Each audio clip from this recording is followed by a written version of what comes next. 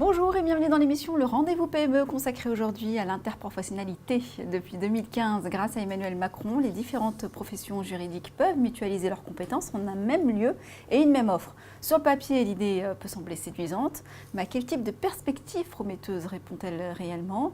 Qu'est-ce que cela change pour les acteurs du secteur juridique? Quel avantage in fine pour le client final?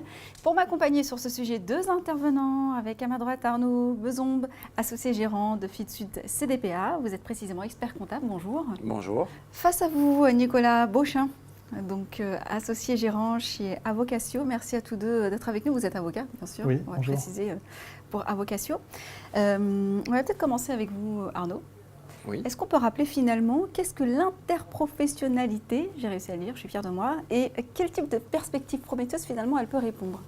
Alors bravo pour la prononciation. Maintenant, on parle beaucoup plus de pluriprofessionnalité. Oui. Alors, sans rentrer dans du débat de spécialistes, la pluriprofessionnalité nous permet en fait de travailler ensemble dans la même structure, tout en respectant notre déontologie à chacun. Donc que ce soit pour les avocats et le barreau ou pour les experts comptables avec l'ordre. Donc chacun travaille avec sa propre déontologie au sein d'une même structure. Alors la loi Macron 2015 a ouvert la possibilité, je l'ai dit en introduction, de permettre à des structures de mutualiser finalement leurs compétences. Qu'est-ce que concrètement ça change pour vous? Écoutez, en fait, ça fait une dizaine d'années qu'on travaille, Arnaud et moi, en fait, dans une configuration pluriprofessionnelle. Notamment sur les transmissions d'entreprise. Et en fait, on a couché sur le papier une pratique qu'on a depuis, comme je le disais, 10 ans.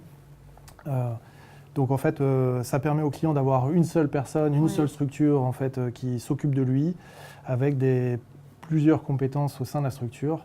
Donc en fait, grâce à ces structures, on peut aussi associer d'autres professions comme les notaires ou d'autres professionnels juridiques. Nous, on est parti vers cela. En fait, on va créer ces structures d'ici la fin d'année. Ça nous permettra en fait d'avoir une offre différenciante par rapport en fait au marché. Cette loi est parue en 2015, mais les décrets sont été publiés en 2017, donc la loi est vraiment opérationnelle à partir de 2017. Aujourd'hui, donc vous partez de cette opportunité, vous avez créé une nouvelle structure avec une ouverture capitalistique. Vous pouvez nous expliquer un petit peu concrètement comment ça se déroule? C'est en cours de mise en place, donc il faut en fait informer les deux ordres respectifs, ordre des experts comptables et des avocats. Donc nous, on est déjà configurés donc pour respecter la déontologie de chaque profession, c'est-à-dire qu'on a des locaux séparés, avocats, experts comptables. Mais c'est juste en fait la mise en place juridique en fait de statuts qui vont permettre en fait de rassembler en une structure des compétences juridiques et d'experts comptables. Au-delà de la structure juridique qui va acter, je pense que, et avant tout, c'est une histoire humaine et un partage de compétences. Nicolas a une double compétence, expert comptable et avocat, et moi-même j'ai eu un parcours bancaire avant de faire l'expertise comptable. Et c'est vrai que nous avons eu l'occasion de démarrer il y a une dizaine d'années sur des missions communes, un peu par hasard, et le fait de la complémentarité nous a poussé à développer une offre conjointe qui aujourd'hui répond aux attentes de nos clients, et c'est pour ça qu'on va aller vers une formalisation juridique. Alors, pour rappeler déjà d'où vous venez, effectivement, aujourd'hui vous êtes spécialisé dans la reprise des transmissions d'entreprise. Tout à fait. Déjà, pourquoi ce choix finalement? Est-ce que vous avez des cas d'usage peut-être à nous présenter? Alors, la reprise d'entreprise, j'allais dire, c'est plus un positionnement et une réponse à l'offre et à la demande des clients. Ce positionnement, pourquoi? D'abord parce que c'est une formidable aventure humaine. On accompagne un porteur de projet, un repreneur. Nicolas et moi sommes plutôt spécialisés sur de la reprise d'entreprise familiale ou par un porteur personne physique, donc plutôt le marché de la PME.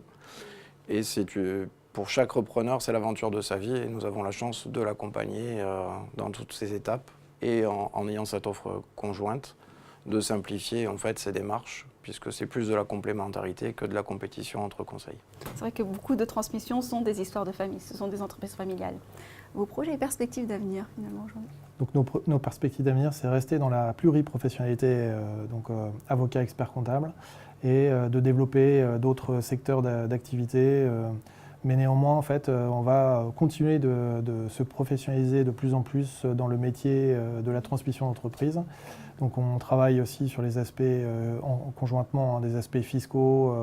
Donc on peut parler aussi de la transmission familiale, des FBO par exemple. des accompagnants de groupes familiaux. On fait des levées de fonds aussi, de plus en plus, donc de levées de fonds auprès de start-up aussi. C'est un métier qu'on développe ensemble de manière conjointe.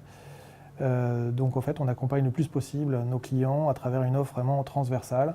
Donc on parle d'audit d'acquisition, mais on sait faire aussi les mises en place de business plans, de plans de financement. Et nous, du côté juridique, on étudie en fait les situations fiscales, juridiques et fiscales de nos clients, qu'ils soient vendeurs ou acquéreurs, et on les accompagne de A à Z, de l'origine jusqu'à la fin du projet de reprise.